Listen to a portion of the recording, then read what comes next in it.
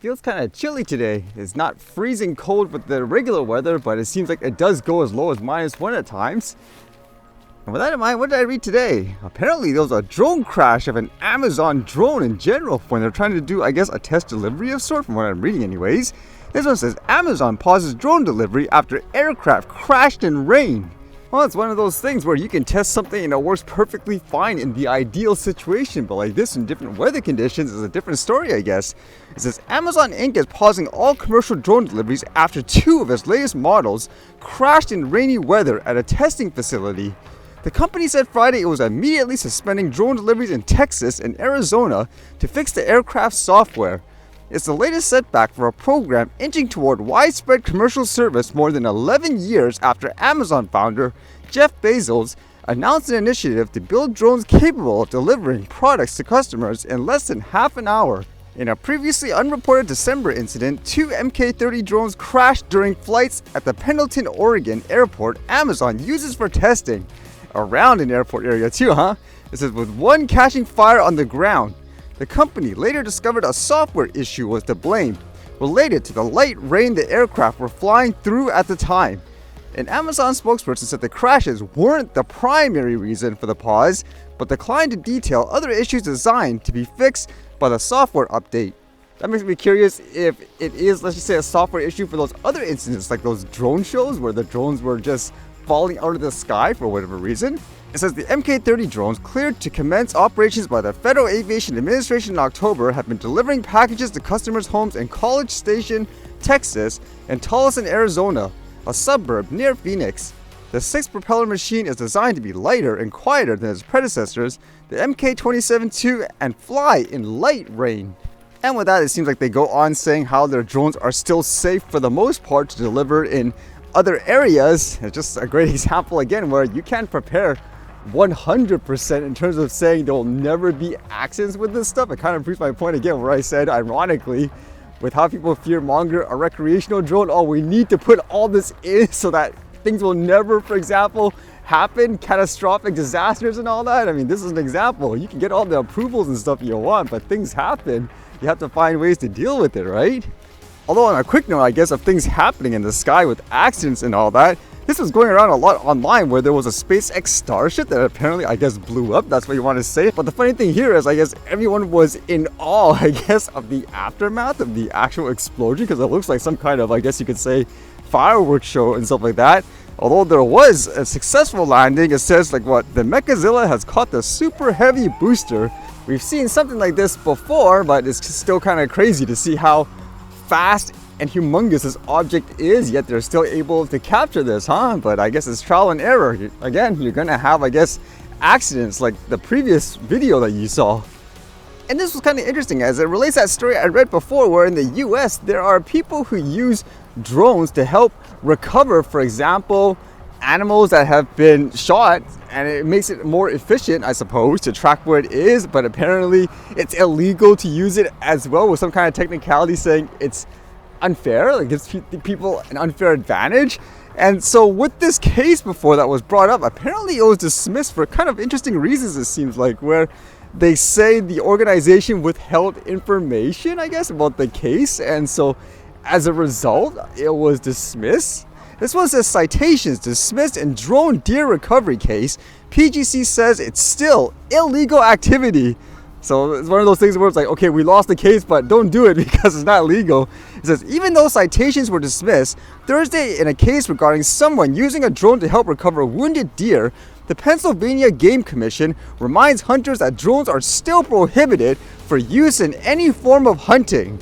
On Thursday in Lancaster County Court during a summary appeal hearing, citations for disturbing game or wildlife, restrictions on recreational spotlighting, and 2 citations for using unlawful devices and methods were dismissed against Joshua T.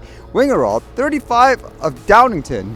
In February, he was found guilty in district court of an incident on December 6, 2023 at Welsh Mountain Nature Reserve in Lancaster County involving undercover Game Commission staff. The agency accused him of using a drone to help recover a deer shot by another hunter. The agency believes he disturbed an antlered white-tailed deer while operating his drone at night with a light. Wingenroth appealed the conviction to county court where the citations were dismissed based on exculpatory evidence against the defendant being withheld by the commission.